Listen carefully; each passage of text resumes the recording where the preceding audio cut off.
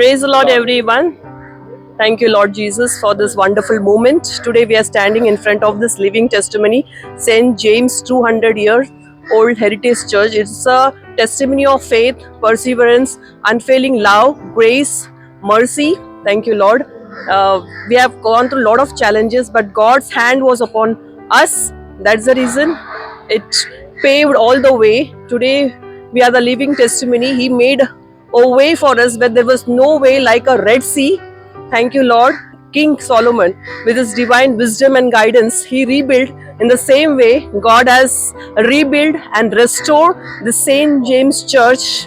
Amen. Hallelujah. Thank you, Lord, for this unfailing love, God's grace and mercy. It's been such a difficult task, a mountainous task for everyone, but we could see the body of Christ at work.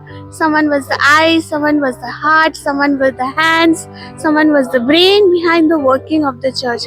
And this wouldn't have been possible without God's grace and His Holy Spirit at work in our lives. It brought the church together. It brought all of us closer. ज्या वेळेला ना हे आपलं चर्चचं एकदम जीर्णोद्धार म्हणजे एकदम असं जीर्ण झालेलं होतं हे चर्च. बिल्डिंगच्या याच्यावर आपल्या मनोऱ्यावर ना झाडं आले, ते झाडं ते बघून ना मला असं वाटायचं की परमेश्वरा, हे झाडं आलेत म्हणजे आता किती म्हणजे आपलं दुर्लक्ष झालेलं आहे, तर हे कधी होणार. आणि परमेश्वराने त्याचं कार्य करून घेतलं. आणि ज्या वेळेला आतलं हे रिनोव्हेशन चालू होतं त्यावेळेला एवढा निधी कसा होईल तयार. पण परमेश्वर काय करतो माहिती का, जे आपलं आहे ना ते तो ओळखतो आणि तो दिल्यापासून राहत नाही. तुम्ही पुढं व्हा, खंबीरपणे पुढं व्हा, मी तुम्हाला सहाय्य करणारा परमेश्वर आहे. तुम्ही पुढं व्हा, मी तुमच्यासाठी लढेल, असं परमेश्वरचं वचन आहे. त्याप्रमाणे ह्या लोकांनी सुरुवात केली आणि परमेश्वराने काय केलं, त्यांना मदत केली, प्रेयर केली. म्हणजे परमेश्वरा असं कर की प्रत्येकाच्या आत्म्याला तू काय कर माहिती का, स्पर्श कर. आणि हे सगळं चर्च पूर्ण होईपर्यंत तुझी मदत थांबू नको.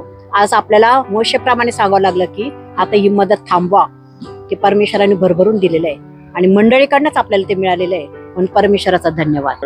During this time, God has always, blessed all the families abundantly. And I know, in fact, with my own family, the God has blessed abundantly.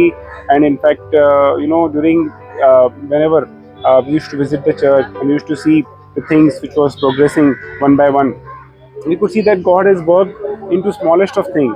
And in fact, whatever today, we are seeing a beautiful church, and inside it's all God's grace and mercy. मागील 1.5 वर्षापासून जे रिस्टोरेशनचं काम, चर्चच्या दुरुस्तीचं जे काम चालू करायचं ठरवलं होतं, त्यावेळेस त्या ठिकाणी त्याला आपण अशक्य अशी जी बाब होती ती म्हणजे बजेटची होती. परंतु देवबापानं प्रत्येकाच्या मनाचा ताबा घेतला आणि थेंबे थेंबे तळे साचे याप्रमाणे परमेश्वरानं प्रत्येक चर्चच्या सभासदाचा या चर्चच्या दुरुस्तीसाठी उपयोग करून घेतला. आणि सगळ्यात महत्त्वाचं की या पाठीमागे देवाची मोठी कृपा होती, म्हणून ह्या सगळ्या गोष्टी शक्य होऊ शकल्या.